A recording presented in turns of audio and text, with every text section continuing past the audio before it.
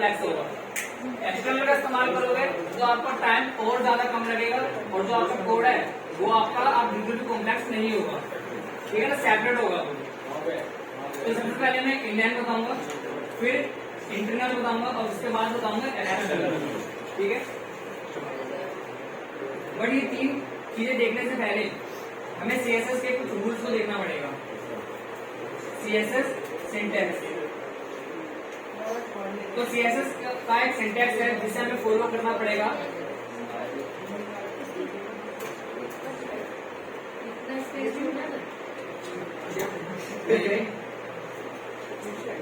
Selector, ये syntax है, इस सिंटैक्स को फॉलो करना है। अभी मैं बताऊंगा क्या है इसका मतलब क्या नहीं है। सेलेक्टर, प्रॉपर्टी, वैल्यू, प्रॉपर्टी और वैल्यू। अगर किसी को समझ में आ रहा ना पूछ लेना, ठीक है। तो ये आपका सीएसएस का सिंटैक्स है, चाहे आप सीएसएस बेसिक पढ़ लो चाहे आप सीएसएस एडवांस पढ़ लो, इसे सिंटैक्स को फॉलो करना है। इसके अलावा कुछ नहीं है सीएसएस में, सिर्फ यही है, ठीक है ना।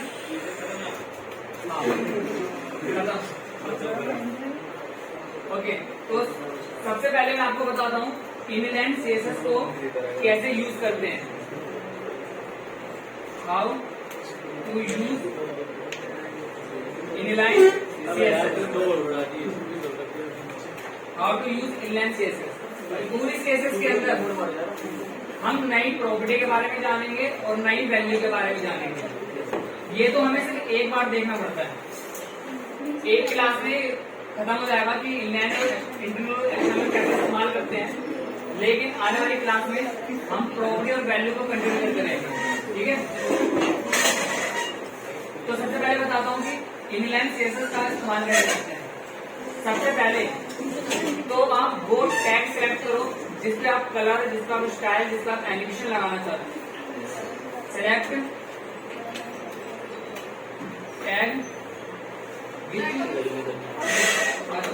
which you want to apply, select tag which you want to apply style, color और एनिमेशन। इनलाइन सीएसएस यूज करने के लिए सबसे पहले आपको उस टैग को सिलेक्ट करना है जिसपे आप स्टाइल, कलर या एनिमेशन अप्लाई करना चाहते हैं, ठीक है ना। एग्जाम्पल के लिए एग्जाम्पल समझते हैं।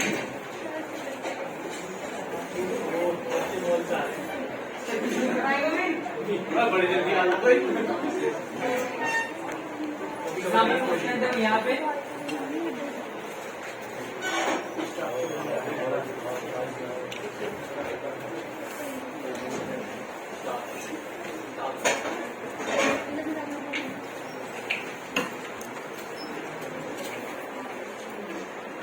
यहाँ पे मैंने कितनी बार H1 लिखा है? 5 बार, 5 बार H1 लिखा है और मुझे कलर करना है सेकंड वाले पे, मुझे सेकंड वाले पे कलर करना है। तो पहला तो मैं यही करना था कि सिलेक्ट करना था कि किस पर अप्लाई करना चाहते हो, तो मैंने यहाँ पे सिलेक्ट कर लिया, मुझे सेकंड वाले पे अप्लाई करना है, कलर अप्लाई करना है, ठीक है। अब जब आप एक बार सिलेक्ट कर लोगे उसके बाद देन यूज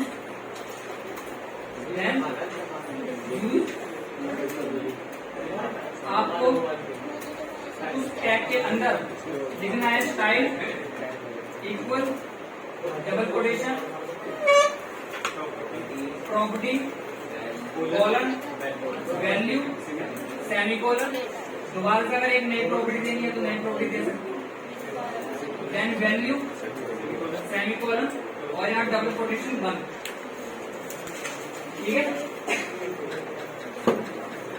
तो सबसे पहले तो टैग को सिलेक्ट कर लो जिस पर भी आप ये सारी चीजें अप्लाई करना चाहते हैं। फोन बंद कर दो, आगे आपको चला रहा हूँ वीडियो। तो पहले आपने टैग सिलेक्ट कर लिया जिस पर आपको अप्लाई करना है, उसके बाद आप इस सिंटैक्स को बोलोगे, ठीक है ना। अच्छा एक चीज को और ध्यान रखना चाहिए, सिंटैक्स बताया ना सिंटैक्स आपका इंटरनल और एक्सटर्नल में यूज होगा। आप लिख भी सकते हो यहाँ पे syntax only use in internal और एक्सटर्नल।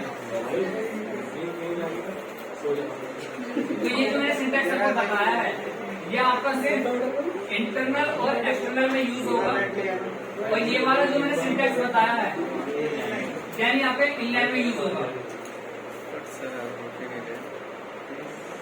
ठीक है ना। Then use this syntax for only inline,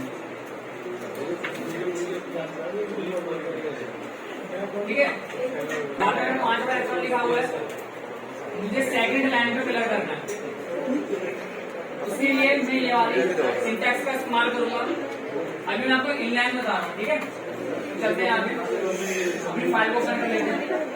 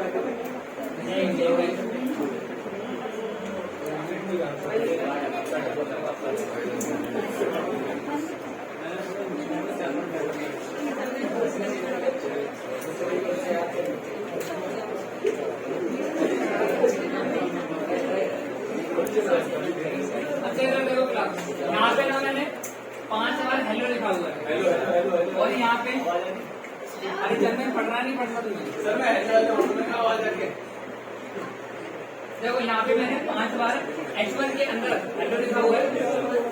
अब मुझे कलर करना है सेकंड वाले पे, तो HTML के अंदर हमने कलर करना सीखा है, हम ऐसे कलर करते हैं उसमें। हम यहाँ पे लिखते हैं फॉन्ट, देन यहाँ पे लिखते हैं कलर इक्वल, जो भी आपको कलर देना है मैंने यहाँ पे ऐड कर दिया। उसके बाद यहाँ पे फॉन्ट को कर देते हैं बंद। ये जो तरीका है ये आपका HTML में इस्तेमाल होता है। अब देखोगे यहाँ पे हमारा सेकंड वाले पे रेड कलर हो गया, ठीक है। अब जैसे जैसे मैं CSS बताते जा रहा हूँ ना, तो वैसे वैसे आपको HTML के कुछ टैग छोड़ने पड़ेंगे। जैसे मैं कलर करना बताऊंगा तो ये जो हमारा HTML का तरीका है कलर करने का, ये आपको छोड़ना पड़ेगा, ठीक है।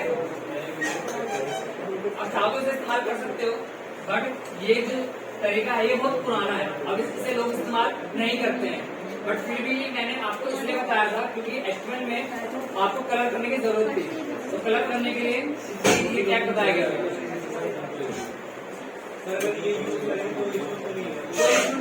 नहीं करते। तो देखो मैंने अभी यहाँ से कलर हटा दिया, अब मुझे इस पे कलर करना है दोबारा से रेड कलर, लेकिन यहाँ पे मैं इनलाइन CSS का इस्तेमाल करूंगा। तो पहले मैंने टैग सेलेक्ट कर लिया, ये रहा मेरा टैग। उसके बाद H1 के अंदर याद रखना, जब भी आप इनलाइन CSS का इस्तेमाल करते हो तो आपको जहाँ पे आपने टैग को ओपन कराया ना, उसके अंदर आपको लिखना पड़ेगा। मान लो इसमें लगाना है तो इसके अंदर लिखना है, इस पे लगाना है तो यहाँ पे इस H1 के अंदर लिखना है। जहाँ पे आपने टैग को ओपन कराया उसके अंदर लिखना पड़ता है। तो यहाँ पे मैं लिखूंगा स्टाइल इक्वल डबल कोटेशन, यहाँ पे लिखूंगा कलर, और जो भी मुझको कलर देना है तो मैं यहाँ पे लिख दूंगा रेड सेमीकोलन एंड सेव कर दिया। रिफ्रेश करूंगा तो यहाँ पे मेरा कलर हो गया।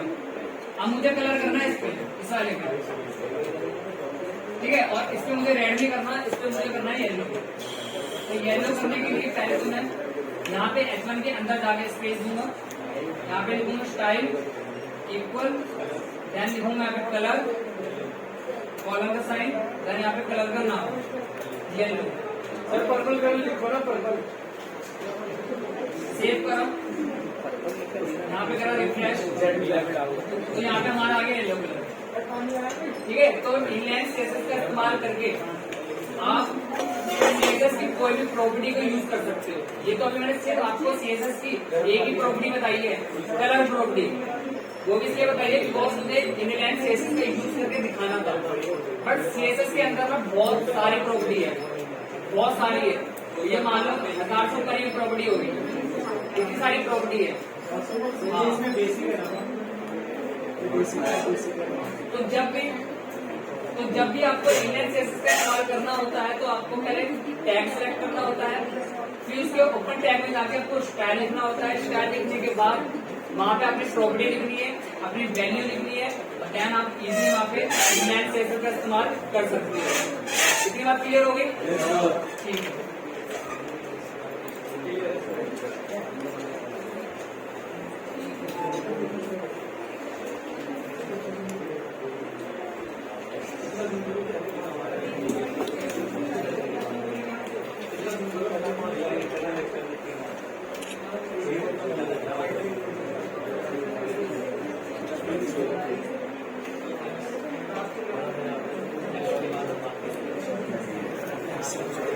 देखो हमने इनलाइन सीएसएस देख लिया, अब देखते हैं इंटरनल सीएसएस।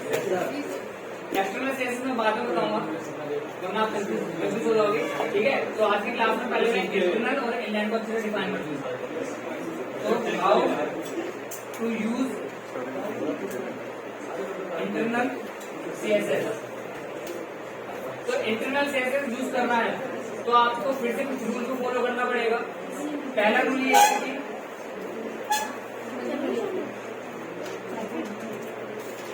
एड स्टाइल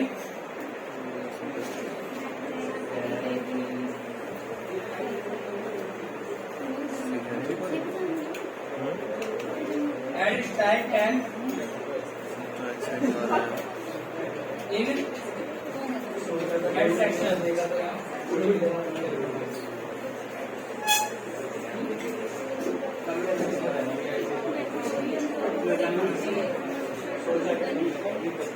तो देखो इंटरनल सीएसएस में होता क्या है, आप ना हेड सेक्शन के अंदर स्टाइल टैग को ओपन करते हो और उसको क्लोज कर देते हो।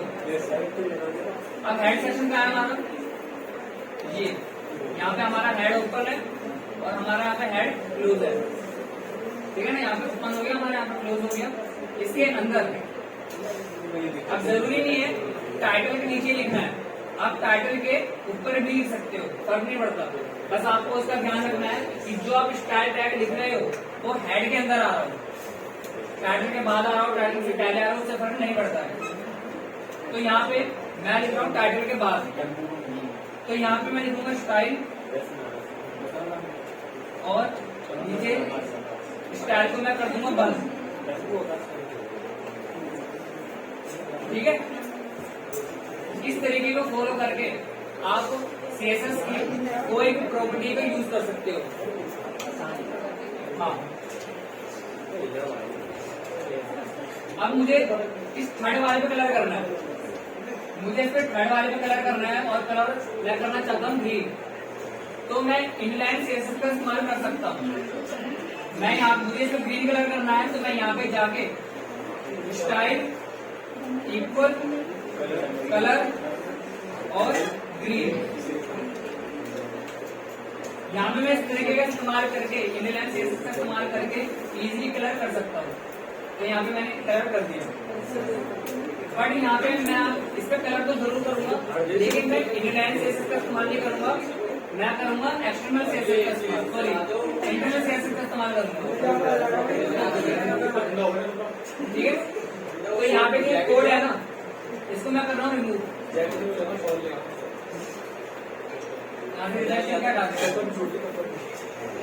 तो इस पे दोबारा से ग्रीन कलर करूंगा, लेकिन यहाँ पे मैं इस्तेमाल करूंगा इंटरनल सीएसएस।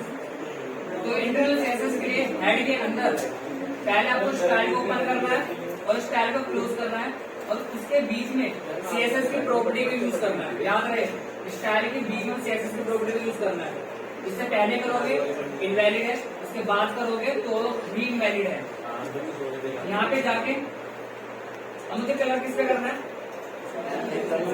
H1 पे तो करना है, बट कौन से वाले पे करना है? थर्ड वाले पे करना है। बट यहाँ पे जो हमारे H1 है ना, सबके नाम एक जैसे ही है। मतलब अगर मैं यहाँ पे लिखूंगा H1 ब्रैकेट ओपन और देन वो लिखूंगा प्रॉपर्टी कलर कॉलम का साइन ग्रीन और यहाँ पे लगाऊंगा मैं कर्ली ब्रैकेट को बंद कर दूंगा, सेव कर दूंगा। अब रिफ्रेश करने से पहले मुझे कलर करना था इस पे, रिफ्रेश करा कलर हो गया सब पे। अब वो इसलिए ऐसा हुआ है, देखो इनलाइन के कुछ एडवांटेज है तो कुछ डिसएडवांटेज भी है, इंटरनल के कुछ एडवांटेज है तो कुछ डिसएडवांटेज भी है, एक्सटर्नल के कुछ एडवांटेज है तो कुछ डिसएडवांटेज भी है। पहले इनलाइन के एडवांटेज एंड डिसएडवांटेज को देख लेते हैं। इसको मैं डिफाइन करूंगा ऐसा क्यों हुआ। पहले इनलाइन के इसको देख लेते हैं एग्जाम्पल को। मान के चलते हैं, अभी मैं इसको रिमूव कर रहा हूँ, ठीक है, अभी के लिए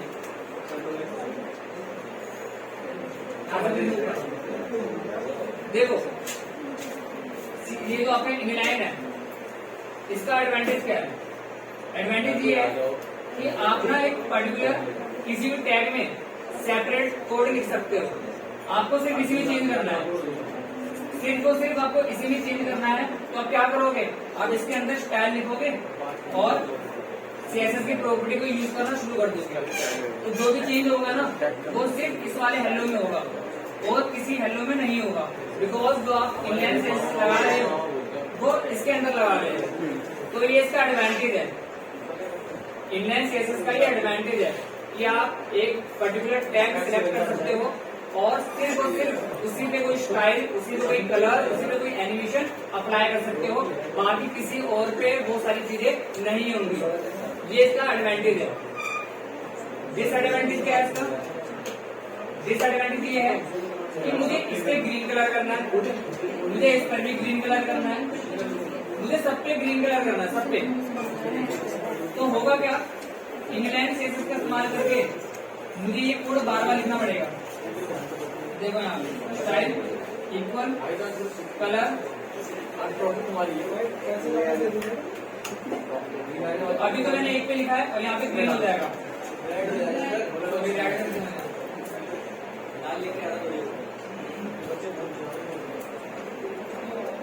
तो यहाँ पे ग्रीन हो गया। तो ये इसका एडवांटेज है कि अगर मैं इसको चेंज करना चाहता हूँ तो मैं इसी में चेंज कर पाया, इस पे कलर नहीं हुआ, ये एडवांटेज है। बट अब मैं चाहता हूँ, इससे मैं चाहता हूँ कि ये कलर इन चारों पर भी हो, तो मुझे क्या करना पड़ेगा, इस कोड को दोबारा रिपीट करना पड़ेगा। यहाँ पे जो कोड है ना, इसको यहाँ से कर लूंगा कॉपी और यहाँ पे जाकर पेस्ट।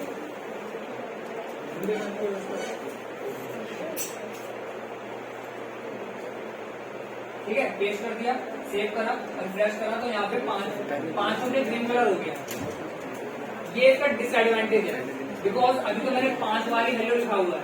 लेट सपोज मैंने 1000 बार लिखा हुआ है, मैंने 1000 बार लिखा हुआ तो 1000 बार मुझे उस कोड को पेस्ट करना पड़ेगा, तो मेरा टाइम ज्यादा जाएगा, है ना, टाइम ज्यादा जाएगा और एक ही चीज बार बार रिपीट हो रही है, ठीक है ना, तो आपका जो कोड है वो लेंथी हो जाएगा।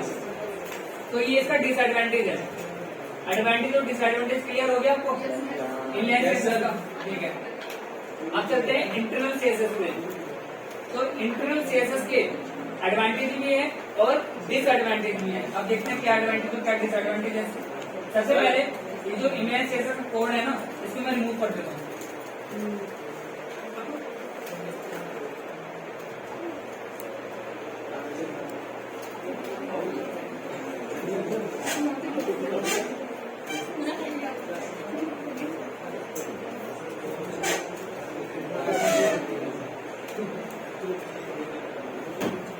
तो यहाँ पे हो गया। अब मुझे क्या करना है, मुझे इन पांचों पे ना रेड कलर करना है, पांचों पे रेड कलर करना है और मैं यहाँ पे इंटरनल CSS का इस्तेमाल करूंगा।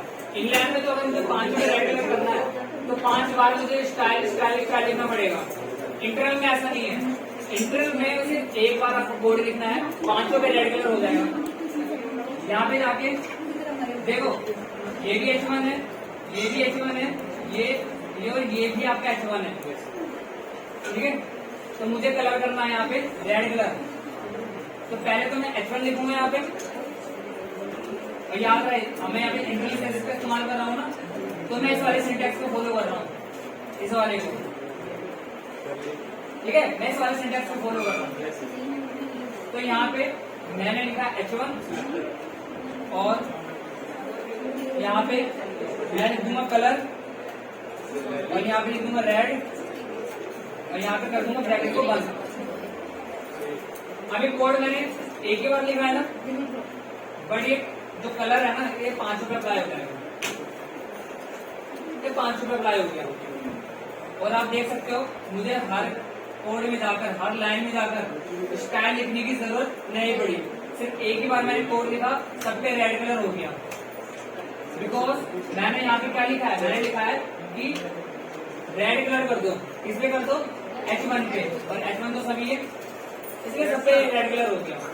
तो ये इंटरनल का एडवांटेज है, ये एडवांटेज है, आपको कोड बार बार लिखना नहीं पड़ता। अब 1000 लाइन 1000 बार मैंने हल्का लिखा होगा ना, फर्क नहीं पड़ेगा। मैं सिर्फ यहाँ पे H1 लिखूंगा या उस टैग का नाम लिखूंगा, देन वो हजारों पे सेम कलर अप्लाई हो जाएगा। तो ये इसका एडवांटेज है। क्लियर हो गया? ठीक है। अब इंटरनल सेंसेस को और डिटेल में मैं आने वाली क्लास में बताऊंगा। मैं दोबारा इनलाइन सेंसेस पे आ जाता हूँ, ताकि आप इनलाइन सेंसेस की अच्छे से प्रैक्टिस कर लो। उसके बाद इंटरनल की करना, फिर एक्सटर्नल की करना, तीनों के करने जाओगे तो कंफ्यूज हो जाओगे। पहले इनलाइन के अच्छे से कर लो, उसके बाद फिर इंटरनल की करना, ठीक है। तो यहाँ पे मैंने इंटरनल का जो कोड है वो हटा दिया।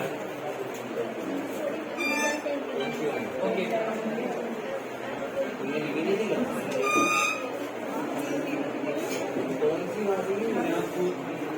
अब देखो इनलाइन मैंने अच्छे से डिफाइन कर दिया, और अब आगे भी इनलाइन को देखेंगे। इंटरनल आने वाले क्लास को अच्छे से बताऊंगा, और हर एक क्लास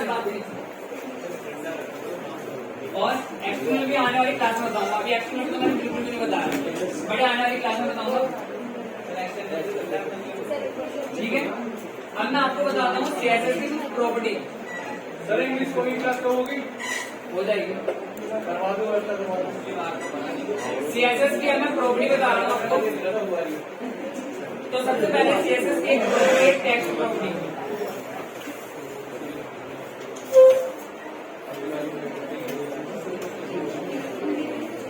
देखो CSS की यहाँ पे प्रॉपर्टी है टेक्स्ट प्रॉपर्टी। अरे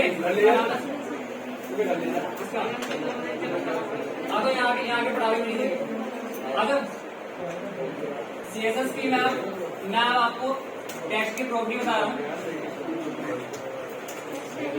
अगर आपको किसी टेक्स्ट पर कलर करना है तो आप सिंपल लिख दोगे कलर, जो कि मैंने आपको बताया भी है। कलर लिख दोगे, कॉलम का साइन लगाओगे, कलर का नेम दोगे, और सेमीकोलन लगाओगे, देन आप किसी भी टेक्स्ट पर इजीली कलर दे सकते हैं। अब जरूरी नहीं है कि आपको कलर का नाम लिखना है। यहाँ पे आप यहाँ पे हेक्साडेसिमल कोड भी लिख सकते हैं। हेक्साडेसिमल कोड पता है आपको? वो हैश लगा के वो नंबर लिखते हैं और टेक्स्ट लिखते हैं। डाटा बोलकर भी कोड होता है इसका तो देखो आप टेक्स्ट पे कलर करने के लिए कलर का नाम लिख दो, वरना हेक्साडेसिमल कलर कोड लिख दो, तभी वर्क करेगा, ठीक है। तो हाँ करके देख लेते हैं। यहाँ पे टेक्स्ट चेंज कर देते हैं, ऐसा नहीं लिखता था, पैराग्राफ लिखा है, मैं पैराग्राफ ले रहा था, ठीक है। और यहाँ पे लिख देता हूँ मैं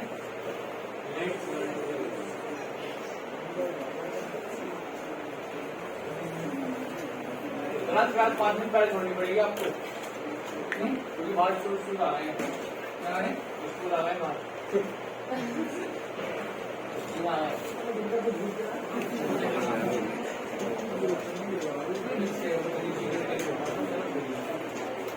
देखो ये मैंने पैराग्राफ के अंदर लिखा हुआ है, इस पे कलर करना है with the help of inline CSS।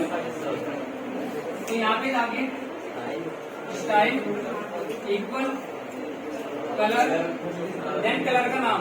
तो यहाँ पे मैंने कलर का नाम लिख दिया लाइन, ये कलर का नाम है, ठीक है।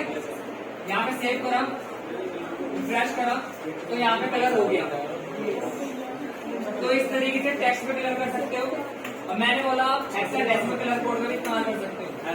तो यहाँ पे मैंने लिख दिया हैश, देन यहाँ पे मैं रैंडमली कोड लिख देता हूँ। मैंने लिख दिया AA और 00BB। मैंने रैंडमली कोड बना दिया, मेरे को नहीं पता रिफ्रेश करने पे कौन सा कलर आएगा। सेव करा, रिफ्रेश करा, तो यहाँ पर हमारा पर्पल कलर बन गया, ठीक है ना। सर पर्पल करने का पर्पल दिखाना ये लगता है, ठीक है। तो टेक्स्ट की एक ये प्रॉपर्टी होगी। दूसरा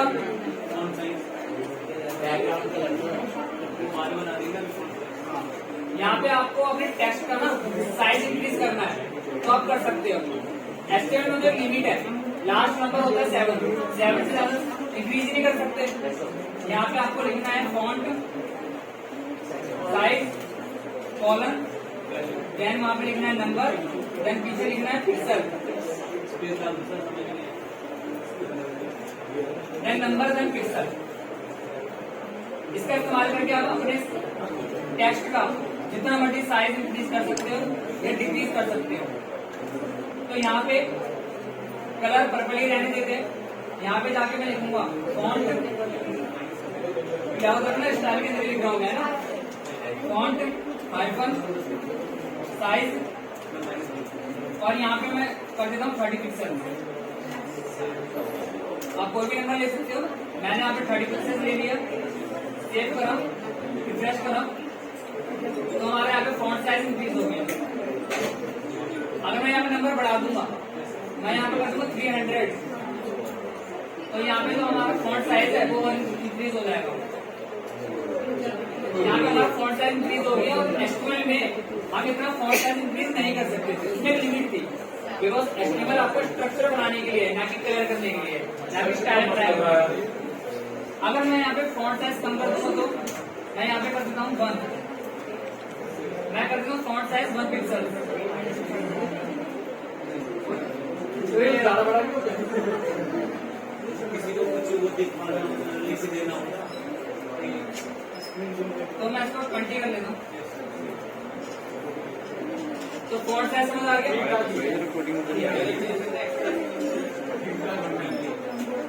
अब देखो एचटीएमएल के अंदर एक एट्रीब्यूट था हमारे पास बीजी कलर। बीजी कलर का इस्तेमाल करके आप अपने पूरे बैकग्राउंड का कलर चेंज कर सकते हैं। जैसे ये मेरा पूरा बैकग्राउंड है जो कि व्हाइट कलर में है, इसको रेड कर दो। तो बीजी कलर का इस्तेमाल करके आप पूरे बैकग्राउंड का यहाँ पे कलर चेंज कर सकते हो। लेकिन सीएसएस के अंदर आप पूरे बैकग्राउंड का ही नहीं, किसी एक पर्टिकुलर टेक्स्ट का भी बैकग्राउंड चेंज कर सकते हो। जैसे ये मेरा टेक्स्ट है, इसके पीछे मैं एक बैकग्राउंड कलर लगाना चाहता हूँ, तो वो भी मैं इजीली लगा सकता हूँ।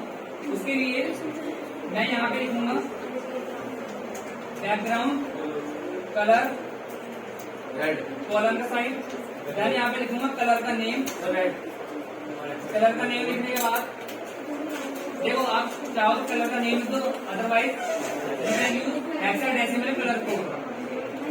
आप कलर कोड का भी इस्तेमाल कर सकते हो, ठीक है।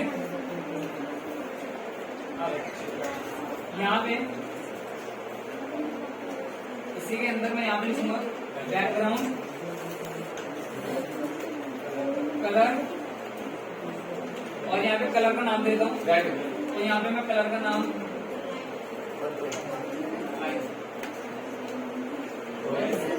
ग्रीन, तो कलर का नाम दे देना रॉयल, ठीक है। तो यहाँ पे सेव करा, रिफ्रेश करा, तो यहाँ पे हमारा कलर आ गया, ठीक है। ये जो फॉन्ट कलर है इसको चेंज कर देते हैं। इसको चेंज करके मैं यहाँ पे कर दूंगा 3 बार ऐड कर देंगे, ठीक है। तो यहाँ पे फॉन्ट का मैंने कलर चेंज कर दिया, प्लस मैंने बैकग्राउंड कलर भी चेंज कर दिया। सर ये सब कलर चेंज कर रहे हो? हाँ सर किसी के भी तो वो चेंज कर सकते कलर। हाँ आज 2-3 शर्ट होकर चेंज तो बताओ ये बैकग्राउंड प्रॉपर्टी समझ आ गई? ठीक है।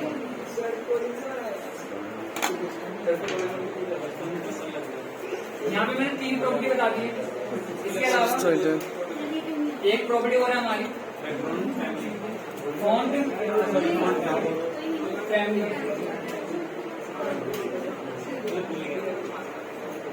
याद है तो एचटीएमएल के अंदर अगर किसी टेक्स्ट का याद होना हो मैं लिखूंगा फॉन्ट फैमिली, तो यहाँ पे मैं लिखूंगा फॉन्ट फैमिली। उसके बाद यहाँ पे मैं लिखूंगा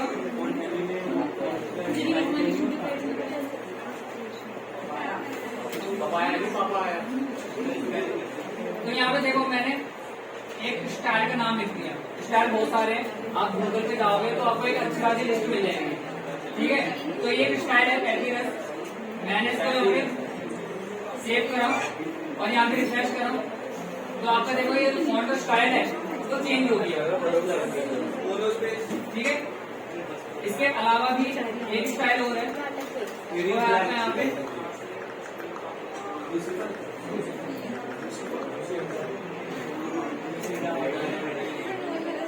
एक स्टाइल और आपका दूसरा हैंड राइटिंग। इसका इस्तेमाल करोगे, सेव करोगे, रिफ्रेश करोगे तो आपका जो फॉन्ट स्टाइल है इस तरीके का हो गया। अब स्टाइल है बहुत सारे हैं, आप यहाँ से अगर गूगल कर लेना आपको मिल जाएगा। हाँ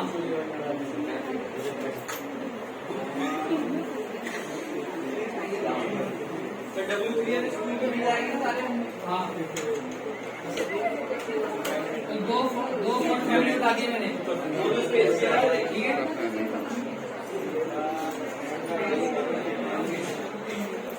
इसके अलावा यहाँ पर मैं फॉन्ट फैमिली हटा रहा हूँ। मैं नॉर्मल कर रहा हूँ अपने स्टाइल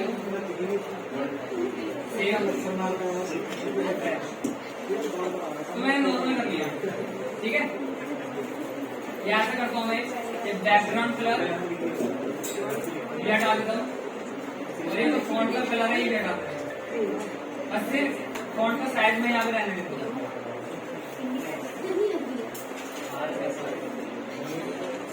ठीक है,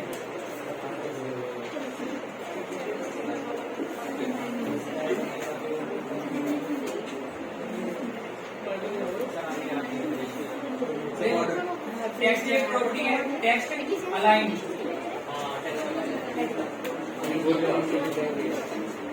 अब एचटीएमएल के अंदर आपको किसी टेक्स्ट को लेफ्ट करना है, राइट करना है, सेंटर करना है तो आप वहाँ पे अलाइन इक्वल देन वैल्यू लिख देते वहाँ पे, है ना। वैसे ही सीएसएस के अंदर भी टेक्स्ट को अलाइन करने के लिए हमारे पास टेक्स्ट अलाइन एक प्रॉपर्टी है।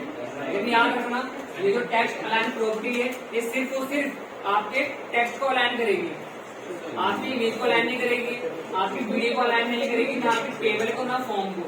इसके लिए अभी आप क्या करो, पुराना वाला तरीका इस्तेमाल कर लो, अलाइन इक्वल सेंटर का, अलाइन इक्वल राइट, है ना। लेकिन अगर टेक्स्ट को अलाइन करना चाहते हो तो आप इसका इस्तेमाल कर सकते हो। क्लियर हो गया?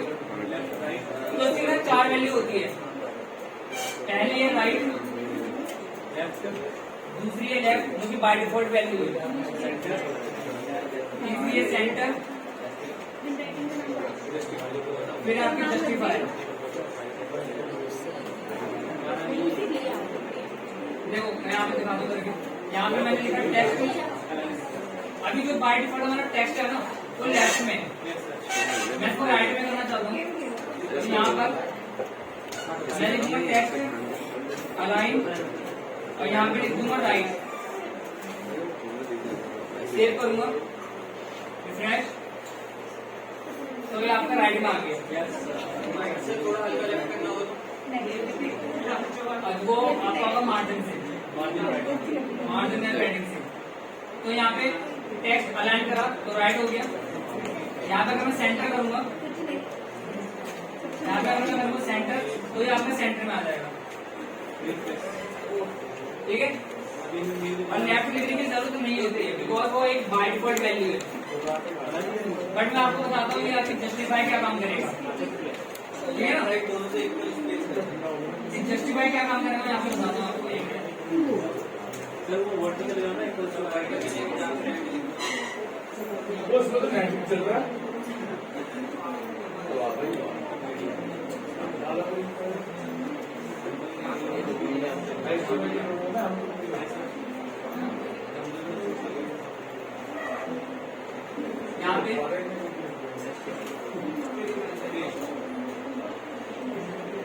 यहाँ पे जो कोड लिखा हुआ है टेक्स्ट, इसको मैं हटा रहा हूँ।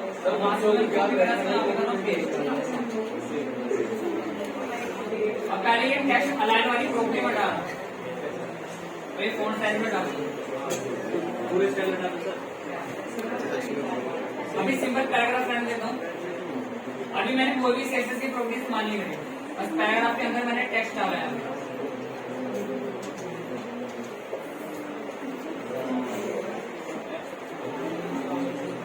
बीच में लंबी लंबी लाइन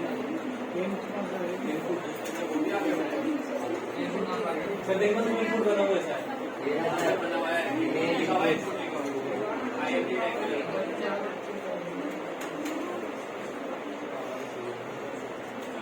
एक पैराग्राफ और बना हुआ है।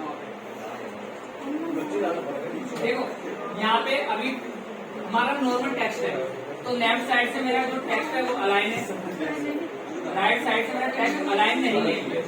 राइट साइड से जो मेरे जो वर्ड है ना वो आगे पीछे हो रहे हैं। मैं चाहता हूँ राइट साइड से मेरा प्रॉपर अलाइन हो जाए, तो यहाँ पे टेक्स्ट अलाइन की वैल्यू है जस्टिफाई, उसका इस्तेमाल करूंगा मैं। तो यहाँ पे जहाँ पे मैंने पैराग्राफ को ओपन करा है वहां जाके लिखूंगा style equal quotation text align, then यहाँ पे लिखूंगा जस्टिफाई सेमीकोलन और डबल कोटेशन। सेव करा, तो आप देखो तो हमारा राइट साइड से जो टेक्स्ट है वो प्रॉपर अलाइन हो गया, ठीक है, वो प्रॉपर अलाइन हो गया हमारा। नीचे वाला नहीं होता। अगर टैग के बाद वो बोलता है नीचे तीसरी लाइन पे पैराग्राफ।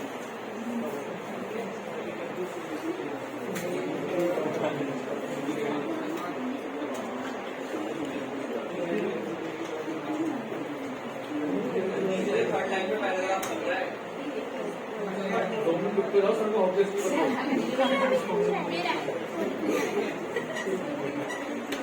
सारी कोई चीज होगी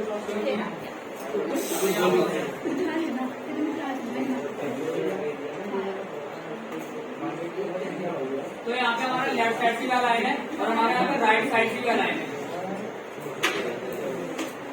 तो ये क्लियर हो गई।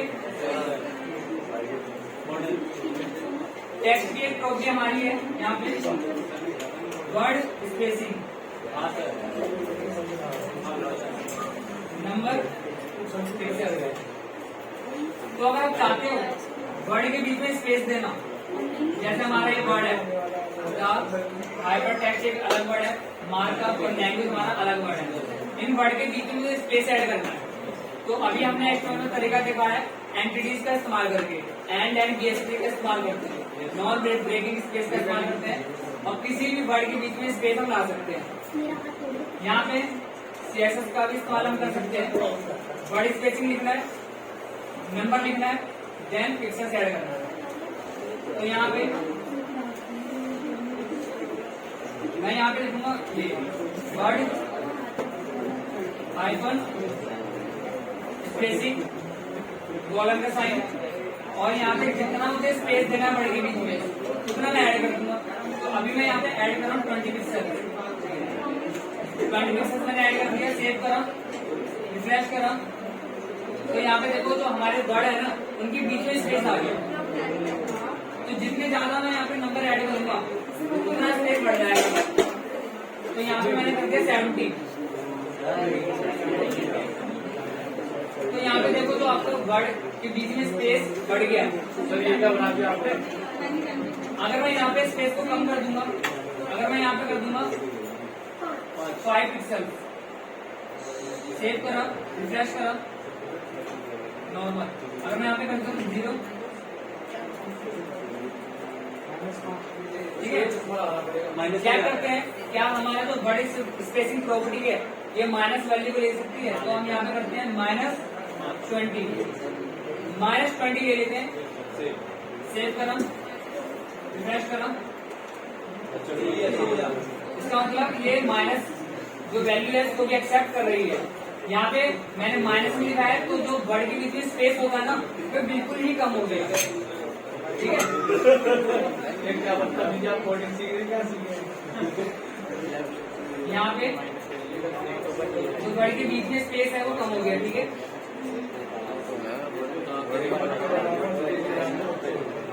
तो यहाँ पे अब मैं देखो, जो हमारा वर्ड होता है वो किससे मिलके बनता है, लेटर से, कैरेक्टर से मिलके बनता है, ठीक है। अब मैं चाहता हूँ कि लेटर के बीच में स्पेस आ जाए, कैसे, यहाँ पे पहले क्या करती है, सारे कोड को मैं डाल देता हूँ।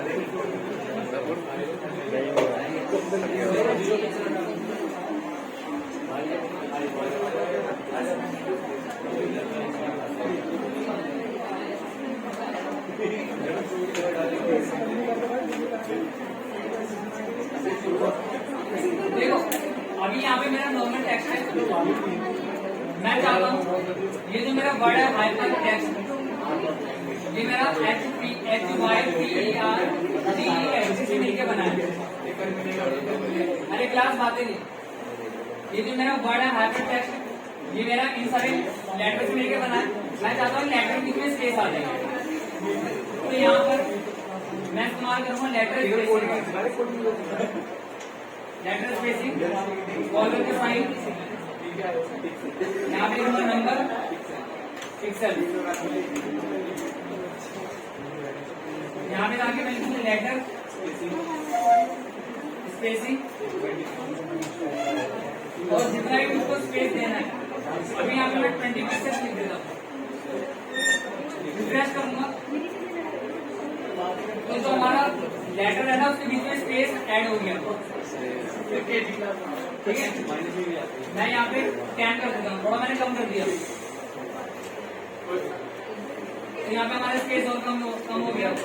यहाँ पे मैं कर देता हूँ 5 पिक्सल, ठीक है। तो यहाँ पे हमारा टेक्स्ट, सर मेरे को पता क्या लग रहा है, तो ये मेरे लेटर के बीच का स्पेस है वो क्या हो गया, कम हो गया। अब क्या करते हैं, ये जो लेटर स्पेसिंग है माइनस वैल्यू का एक्सेप्ट करेगा, यहाँ पे मैं करता हूँ -5,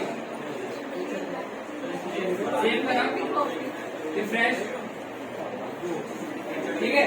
तो इसने माइनस वैल्यू को भी क्या कर लिया, एक्सेप्ट कर लिया।